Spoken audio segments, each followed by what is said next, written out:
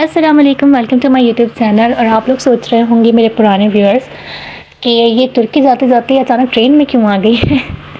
तो उसकी एक वजह है क्योंकि मुझे जाना पड़ रहा है मुल्तान और वहाँ एक है मेरी अखलौती आंटी की शादी जो कि मैं बिल्कुल मिस नहीं करना चाहती। और इसी वजह से जो है मैंने अपना पाकिस्तान में स्टे भी बढ़ाया क्योंकि बहुत सारे लोग परेशान थे कि आप इतने लंबे अरसे से पाकिस्तान में क्यों हैं।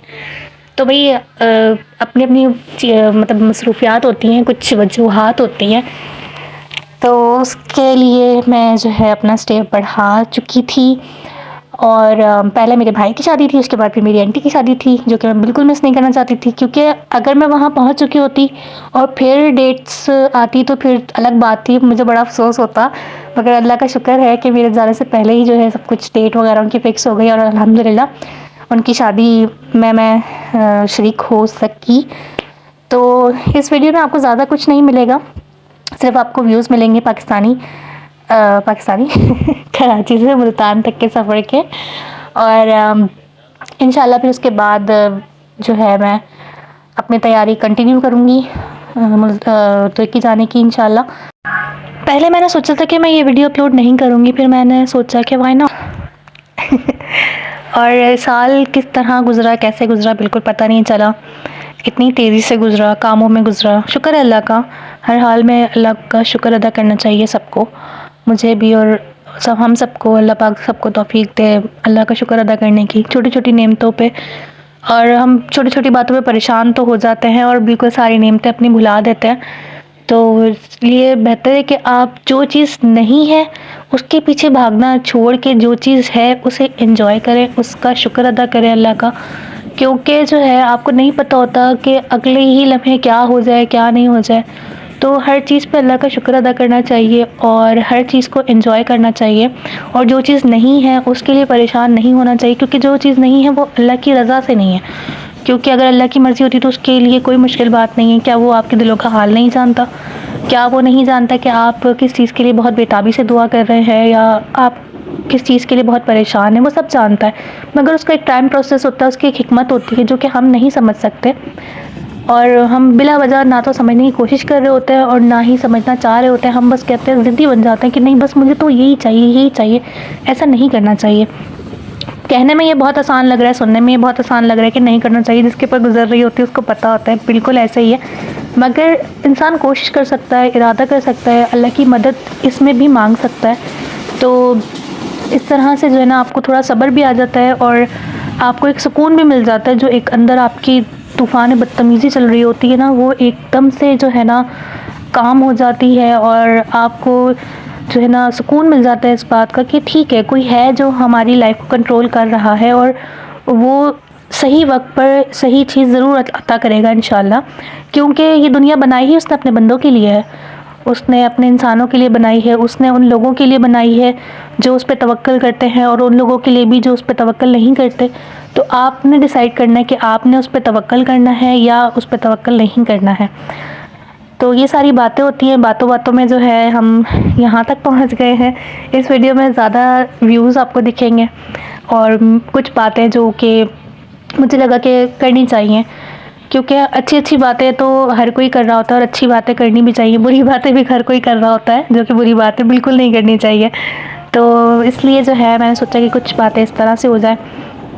आप लोग मुझे बताइए कि आप लोगों के ऊपर जब डिफ़िकल्ट टाइम आता है या कुछ ऐसी बातें आती हैं कि जो आपकी मर्ज़ी के ख़िलाफ़ हो रहा होता है, तो फिर आप उसको कैसे टैकल करते हैं? ताकि दूसरों को भी जो है ये गाइडेंस मिले, थोड़ी-सी हेल्प मिले कि देखिए परेशान होना किसी भी बात का हल नहीं होता और हर चीज़ में अल्लाह की हिकमत पे भरोसा करना चाहिए, तवक्कल करना चाहिए। और दूसरों की लाइफ़ पे तनकीद तो बिल्कुल भी नहीं करनी चाहिए, क्योंकि ये एक बहुत ही बेकार सी बात है कि आप अपनी लाइफ़ छोड़ के दूसरों की लाइफ़ में इंटरफेयर करें, उनके ऊपर नज़र रखें इस बात से कि ये अभी तक ये क्यों हो रहा है, ये क्यों नहीं हो रहा। इस चीज़ से बाहर आ जाएँ। दुनिया कहाँ की कहाँ पहुँच गई है, उसको पता है जिसके ऊपर गुज़र रही है या जिसकी लाइफ़ है उसको पता है कि उसने क्या करना है, क्या नहीं करना है।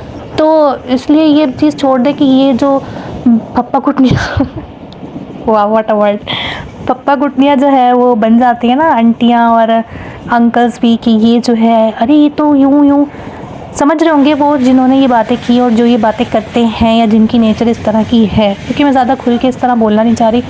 और ये चीज़ हमारे पाकिस्तान में बहुत ज़्यादा है। पहले लोग शादी के पीछे पड़ जाते हैं, फिर उसके बाद बच्चे के पीछे पड़ जाते हैं, फिर उसके बाद अगर बेटी जो है वो अपनी माँ के घर आ जाए तो उसके पीछे पड़ जाते हैं कि ये क्यों आई है, क्यों आई है। और अगर नहीं आ रही तब भी पीछे पड़ जाता है कि ये क्यों नहीं आ रही है। बहुओं के पीछे पड़ जाते हैं कि ऐसा क्यों कर रही है या फलाना माँ का। लास्ट टाइम जब मैं मुल्तान आई थी तो मैं सोच रही थी शायद अब मैं मुल्तान कभी ना आ सकूं या बहुत मुश्किल हो कि मैं दोबारा मुल्तान जा सकूं, मगर देखिए अल्लाह की तरफ से होता है सब कुछ और मैं दोबारा मुल्तान जा रही हूँ। इसलिए हमें नहीं पता होता कि फ़्यूचर में क्या हो रहा है क्या नहीं हो रहा है, तो इंसान को अच्छा सोचना चाहिए, अच्छा बोलना चाहिए और अपनी सी कोशिश करनी चाहिए कि आप किसी का दिल ना दुखाएं और ना ही किसी के दिल दुखने की वजह बने। बातें तो बहुत हो गई हैं और बातों बातों में ही जो है मुल्तान करीब आ चुका है। बहुत सारे लोग इस वीडियो को छोड़ के जा चुके होंगे, मगर अगर अभी तक आप इस वीडियो पर मौजूद हैं और इस वीडियो को देख रहे हैं तो thank you very much. Don't forget to subscribe my channel ताकि आप मेरी फैमिली का हिस्सा बन सकें। ये फाटक आते ही दिल में इतना खुशी सी होती है कि बस अब नानी अम्मा का घर आने वाला है। एक टाइम था ये एरिया बहुत प्यारा होता था, अभी भी अच्छा है माशाल्लाह, घर इसमें नए बन चुके हैं इस एरियाज़ में, मगर जो पटरी की साइड का एरिया है वो शदीद गंदा हो चुका है। पता नहीं सारा लोग कचरा यहाँ के जमा कर देते हैं। अच्छा, अगर किसी को इस वीडियो में अपना घर नज़र आया हो इस रास्ते में तो मुझे कमेंट करके ज़रूर बताइएगा कि ये आपका घर है। मुझे अच्छा लगेगा।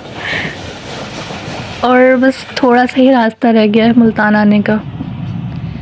इतने प्यारे प्यारे खेत हैं माशाल्लाह हमारे, और इसमें हमारे किसानों की फैमिलीज़ की बड़ी मेहनत होती है, बहुत मेहनत करते हैं और फिर जाके जो है हमें इतनी अच्छी सब्ज़ियाँ और फल मिलते हैं, गंदम मिलती हैं और बहुत सारी चीज़ें जिनकी वजह से पूरी दुनिया में पाकिस्तान मशहूर है कि पाकिस्तान की ये फसल बड़ी अच्छी है। कॉटन, चावल और दालें भी हमारी जाती हैं। अब तो फ्रूट्स भी हमारे काफ़ी एक्सपोर्ट होते हैं।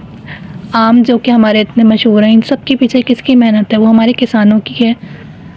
तो किसानों का जो है ना बड़ा अच्छा रोल है हमारी ज़िंदगियों में, जिनको हम बड़े समझते हैं कि ये तो किसान है, मगर ये सोचें कि अगर वो किसान ना होते तो आप क्या करते? क्या आप में इतने गट्स थे कि वो आप अपनी खाने पीने की चीज़ें उगा सकें? कोई भी काम छोटा बड़ा नहीं होता है, इंसान की अपनी ज़हनियत पे होती है। और किसान खेती बाड़ी जो करता है वो एक इतना ज़रूरी काम है कि अगर दुनिया में किसान ना हो तो सब भूखे ही मरें शायद। बातों ही बातों में जो है हम पहुंच गए हैं मुल्तान। ये मुल्तान का वो फाटक है जिससे थोड़ी ही दूर मेरे नानी अम्मा का घर है, हसैना गाई। ये है जी मुल्तान का प्यारा सा स्टेशन, रेलवे स्टेशन मुल्तान छावनी का। और सब जो है अब अपने अपने घरों को जा रहे हैं, हम भी जा रहे हैं घर। ट्रेन से उतरने के बाद ये कुछ और खेत और कुछ और खेतों का व्यू।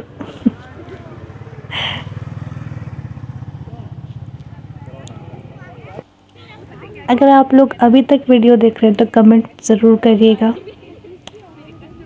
और यहाँ जो है हमने छोटा सा एक मायू का सेटअप किया था घर पर ही।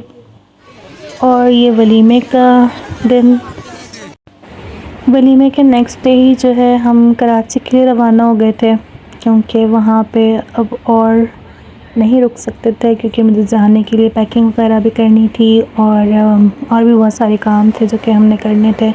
तो ये था जी एक छोटा सा memorial trip, may be last, I don't know,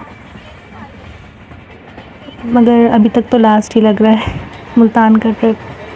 और कराची पहुंच गई। अल्लाह हाफिज़।